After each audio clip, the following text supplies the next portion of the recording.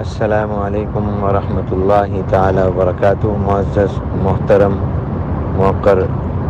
اراکین گروپ اور شرکائے گروپ، سب سے پہلے تو آپ حضرات کی خیریت و عافیت کا طالب ہوں اور آپ حضرات سے دعاؤں کا بھی طالب ہوں۔ آج اسلام آباد میں وزیر اعظم پاکستان میاں محمد شہباز شریف صاحب سے جو ملاقات ہوئی، اس ملاقات میں وفاق المدارس العربیہ پاکستان کے صدر حضرت اقدس مولانا مفتی محمد تقی عثمانی صاحب دامت برکاتہ العالیہ، وفاق المدارس العربیہ پاکستان کے سرپرست قائد جمعیت حضرت مولانا فضل الرحمان صاحب دامت برکاتہ العالیہ اور یہ فقیر شامل تھے۔ اس ملاقات کا بنیادی مقصد دینی مدارس کو ایک عرصے سے جو درپیش مسائل مشکلات ہیں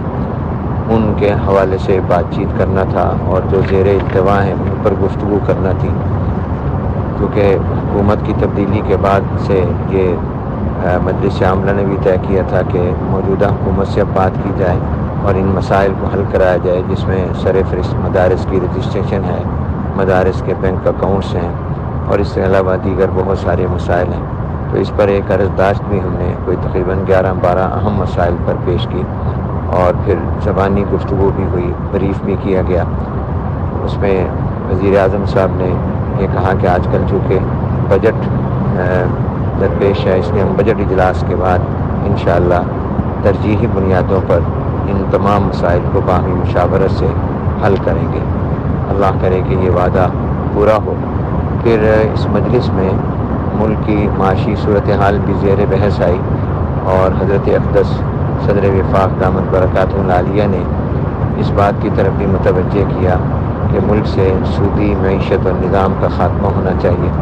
اس پر وزیر اعظم صاحب نے کہا کہ میں اس موضوع پر آپ سے تفصیلاً ملاقات چاہتا ہوں، اور میں انشاءاللہ بہت جلد اس موضوع پر عنقریب آپ سے ملوں گا۔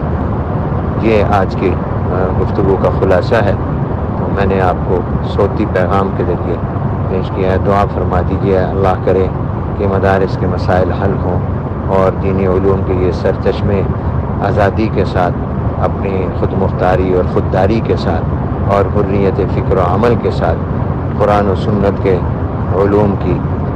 تعلیم اور اشاعت کا فریضہ سر انجام دیتے رہیں، اور امت مسلمہ کا یہ عظیم سرمایہ اور اثاثہ ہر طرح کی مداخلت سے محفوظ رہے۔ السلام علیکم ورحمۃ اللہ وبرکاتہ۔